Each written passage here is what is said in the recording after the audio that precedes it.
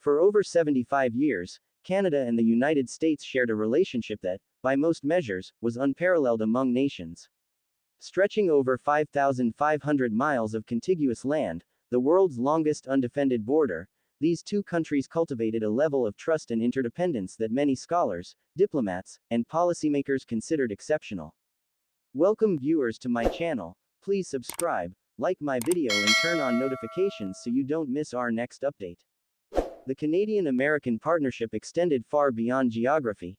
It encompassed tightly interwoven economies, shared security responsibilities, and profound cultural ties. From energy and agriculture to defense and technology, the two nations developed a level of cooperation that few other bilateral relationships could rival.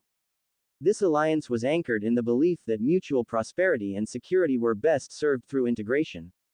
Canadians routinely traveled south for commerce, tourism, and education, while American businesses invested heavily in Canadian industries. U.S. military bases in Canada, including radar and aerospace installations, symbolized a defense cooperation that went back decades. Joint participation in NATO, NORAD, and countless peacekeeping operations cemented a transnational security framework that linked both countries' strategic interests. For Canadians, the United States was not just a neighbor, it was a partner, a guarantor of stability, and a market upon which the economy largely depended. All of this changed abruptly on March 26, 2025. In a move that sent shockwaves through governments and markets, U.S. President Donald Trump announced tariffs of 25% on imported automobiles. While the United States justified the tariffs as a necessary measure to protect domestic manufacturing, the decision had immediate and profound consequences for Canada and Mexico, the largest U.S. auto suppliers. Canada had long enjoyed tariff-free access under agreements ratified over decades, including the USMCA, and the sudden imposition of tariffs was a clear rupture in a relationship once assumed permanent. The economic fallout was swift and visible.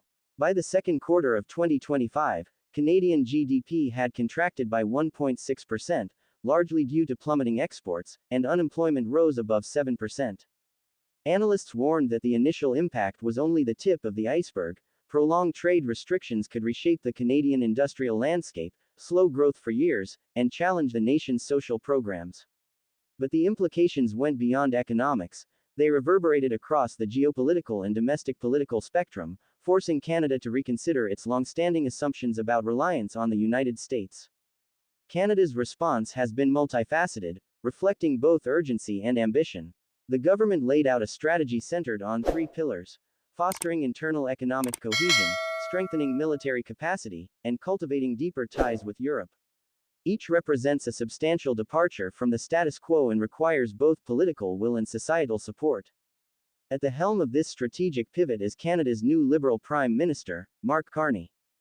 Carney's victory in the April 2025 election surprised many political observers. He arrived in office at a moment of crisis, when Canadians were forced to confront the reality that decades of economic and security reliance on the United States could no longer be assumed to continue unaltered.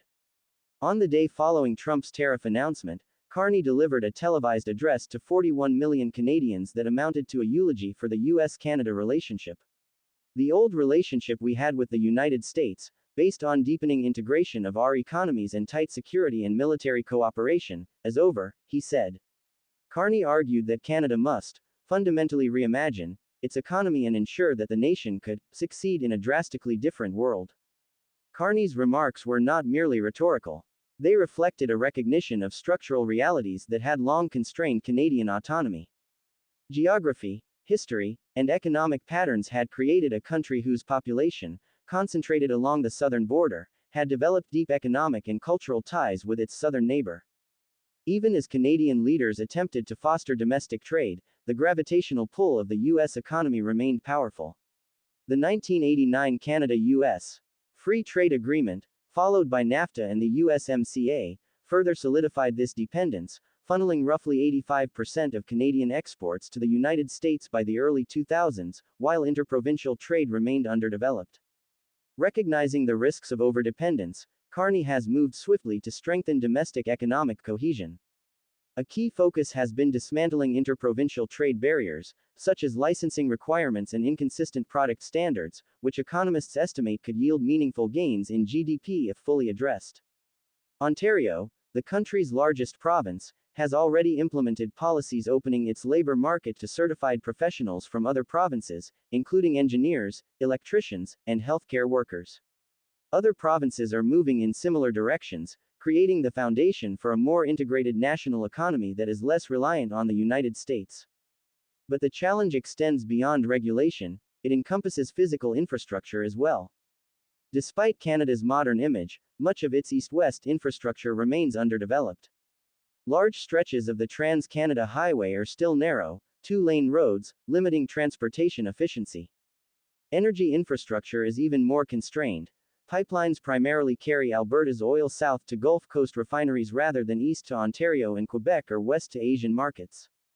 Carney's government has pledged to expand ports, build liquefied natural gas terminals, and improve domestic pipelines to open new trade routes. In September 2025, his administration unveiled a Buy Canadian initiative, mandating that all taxpayer-funded projects prioritize domestic suppliers, a symbolic and practical step toward economic sovereignty. Defense policy, historically aligned along a north-south axis, is also being reoriented. Canada's military has long focused on supporting US-led continental defense initiatives, such as NORAD, while its forces remained modest in size and often deployed in NATO missions abroad. Carney has promised to raise defense spending from 1.4% of GDP to 2% by March 2026, accelerating a plan that had previously been scheduled over a much longer timeline. Furthermore, Canada is signaling a diversification of military suppliers, including potential purchases of European fighter jets, reducing reliance on US equipment and expanding strategic autonomy. Diplomatically, Carney has shifted focus toward Europe, undertaking multiple multi-day visits since assuming office, in contrast to a single brief visit to Washington. Canada has become an active supporter of Ukraine's resistance against Russia, further distinguishing Ottawa's stance from the Trump administration. In June 2025, Canada signed a security and defense partnership with European nations, laying the groundwork for deeper integration into European security frameworks, and signaling an intent to cultivate robust multilateral defense arrangements independent of US dominance. Economic diversification extends beyond defense and infrastructure. Carney has actively pursued trade agreements with European partners, technology collaborations, and joint investments in energy and innovation. By seeking new markets in Europe and Asia, Canada aims to reduce vulnerability to US economic coercion while fostering domestic industries capable of competing globally. These efforts are reinforced by policies supporting research and development, high-tech manufacturing, and renewable energy production, all of which aim to create a more resilient and self-sufficient Canadian economy. China represents one of the more complex challenges for Canada. Under the USMCA framework, Canada had closely aligned with US policies, including a full tariff on Chinese electric vehicles. In response, China imposed steep tariffs on Canadian canola exports, one of the nation's most valuable agricultural products. Ottawa now faces a strategic dilemma: continue mirroring Washington's hardline approach toward Beijing, risking lost markets and prolonged economic friction, or chart a more independent course to protect Canadian exports and expand trade relationships in Asia. The decision will have far-reaching consequences for Canada's economic and geopolitical positioning.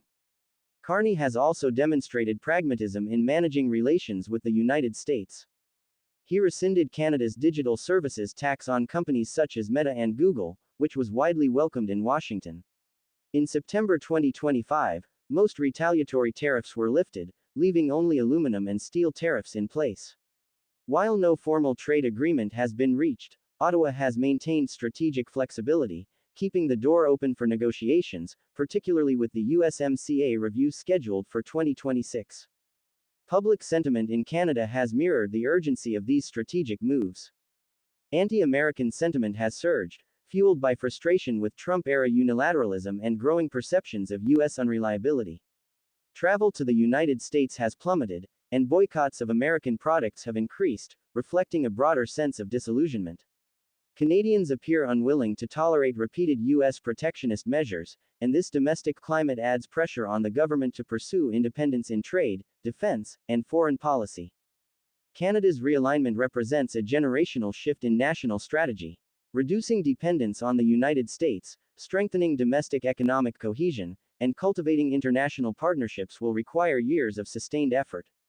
Carney has framed this moment as a rupture, not a mere transition.